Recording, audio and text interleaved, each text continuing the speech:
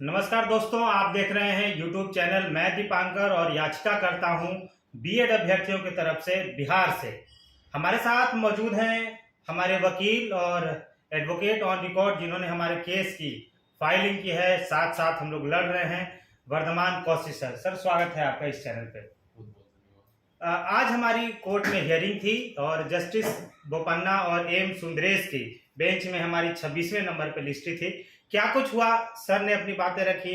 इनके साथ senior council के रूप में प्रशांत भूषण सर भी उपस्थित थे। सर से आप जानते हैं कि आज डिटेल्ड जजमेंट जो बोपन्ना सर ने दिया है और आगे क्या कुछ होगा इसके बारे में विस्तार पूर्वक जानते हैं। आज क्या कुछ हुआ सर, हमारे व्यूअर्स को बताएं। देखिए, प्रशांत भूषण जी ने हमारा पक्ष रखा कि जो पहले का जजमेंट है, जो छत्तीसगढ़ वाला, वो इसी बेंच ने पास किया है, जस्टिस एएस बोपन्ना वाली बेंच ने। और उसमें जो already stay order high court ने इशू किया था, हाई कोर्ट ऑफ छत्तीसगढ़ ने वो स्टे कर दिया है।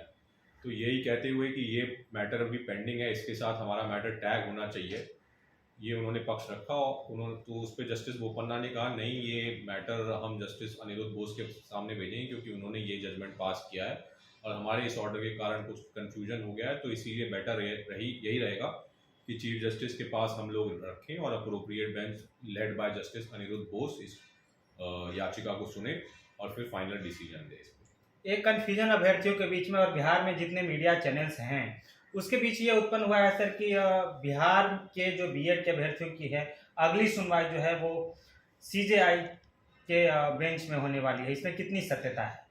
नहीं, देखिए, जब भी कभी बेंच अगर कॉन्स्टिट्यूट होनी होती है तो chief justice of India constitute करते हैं, because he is the master of roster. तो constitution chief justice of India करते हैं, लेकिन जो सुनवाई होगी उसमें जस्टिस अनिरुद्ध बोस ही शामिल रहेंगे। तो चीफ जस्टिस ऑफ इंडिया उसमें शामिल नहीं होंगे, ऐसा नहीं है।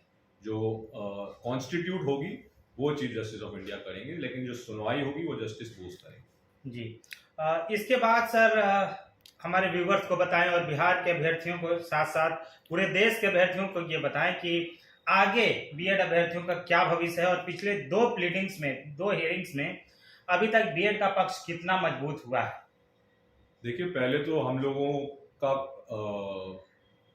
शुरुआत ही नहीं हुआ था, अभी शुरुआत हुआ है। अभी जस्टिस अनिरुद्ध बोस के सामने जाएंगे तो हमारे सारे पक्ष रखे जाएंगे और जो पहले का जजमेंट आया है उसमें भी कुछ चीज़ें, 2-3 चीज़ें जो मिस हो गई हैं कि एनसीटी ने 2010 में ये कमेटी कॉन्स्टिट्यूट करी थी जिसमें डिसाइड हुआ था कि बीएड को ही कंटिन्यू किया जाएगा और 2015 ऑनवर्ड्स डीएलएड वगैरह डिसकंटिन्यू किए जाएंगे। तो ये सारे पॉलिसी डिसीजन उस वाले जजमेंट में देखे नहीं गए थे। तो ये सारे पक्ष हम लोग भी फिर से रख सकते हैं। तो जस्टिस बोस हो सकता है कि जो पहले का डिसीजन है उसको भी कंसिडर करें।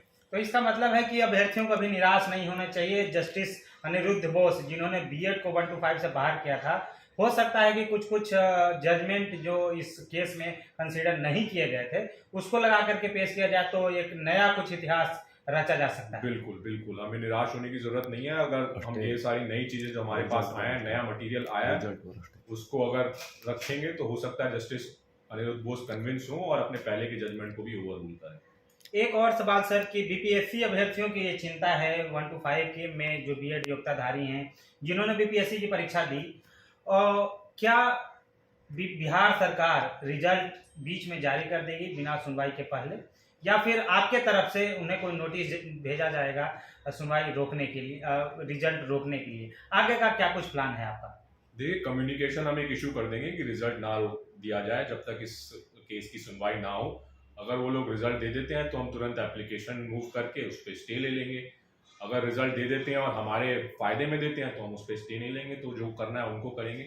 तो इसी हिसाब से हम लोग प्रिपेयर्ड हैं। We are ever ready, our guns are ready to fire. जैसा भी रहेगा, जैसा भी सिचुएशन मोल्ड रहेगा, उस हिसाब से मोल्ड करके हम लोग आगे बढ़ेंगे। तो आपने सुना कि अभी बीएड के अभ्यर्थियों को निराश नहीं होना है, अभी लंबी लड़ाई है और तुरंत हम लोग यदि बीपीएससी अभी रिजल्ट होल्ड नहीं करेगी, इधर से सर एक कम्युनिकेशन भी करेंगे और यदि इस बीच रिजल्ट बीपीएससी जारी करती है विदाउट टेकिंग बीएड कैंडिडेट्स तो इसके ऊपर तुरंत हम लोग कोर्ट में ये करेंगे। एक सवाल मिक्कू जी का है जो सर एक सवाल ये है कि राजस्थान का जो जजमेंट आया था, राजस्थान बनाम जो भी आया था, उसको लेकर के और बिहार सरकार के संदर्भ में दोनों सर अलग अलग चीज़ है, इसको आप किस परिदृश्य से देख सकते हैं? और इनका जजमेंट दोनों का कुछ असमानता होनी चाहिए। और बिहार का मतलब जो हम लोग परीक्षा दिए थे सर, वो जजमेंट आने के पहले का हमारा सारा प्रक्रिया है, तो उसमें तो थोड़ा सा बहुत अंतर होगा। ये चीज़ें अनुरुद्धा बोस के बेंच में दी जाएगी। बातें तो हमारी सपोर्ट में हैं ही, जो हमने सबसे पहले भी ये डिस्कस किया था कि हमारे नोटिफिकेशन में जो देवेश शर्मा का केस पेंडिंग था उसके रिलेशन में कोई ऐसा शर्त नहीं रखा गया था। हमारा एग्जामिनेशन भी देवेश शर्मा की जजमेंट के बाद आई। ये सारी चीज़ें और डॉक्ट्रिन ऑफ लेजिटिमेट एक्सपेक्टेशन तो हमारे फेवर में है ही है। उसके अलावा अगर हो सकता है कि पहले का जजमेंट भी रिकंसिडर किया जाए तो वो भी हम लोग दूसरे लोगों के लिए भी फायदा करेंगे, ना कि हम लोगों खुद के लिए, बट आने वाले बीएड कैटेगरी के कैंडिडेट्स के लिए। तो हमें वो पूरा पिक्चर पेश करने का मौका दिया जाएगा, हम पूरा पिक्चर पेश करेंगे और जिस हिसाब से फिर उस समय स्ट्रैटेजी डिसाइड की जाएगी, उस तरह में क्या रुख होता है उसको देख। बहुत बहुत धन्यवाद सर जुड़ने के लिए। उम्मीद है कि आपके ऊपर जो पूरे देश के बीएड कैंडिडेट्स का दौरमदार है इसको आप पूरा करेंगे, और एक टकटकी निगाहें और एक उम्मीद भरी निगाहें पूरा देश आपकी ओर देख रहा है। धन्यवाद जुड़ने के लिए, और मिलते हैं फिर अगले वीडियो में। तब तक आप बने रहें, इस यूट्यूब चैनल को सब्सक्राइब करें। धन्यवाद, आभार, जय हिंद।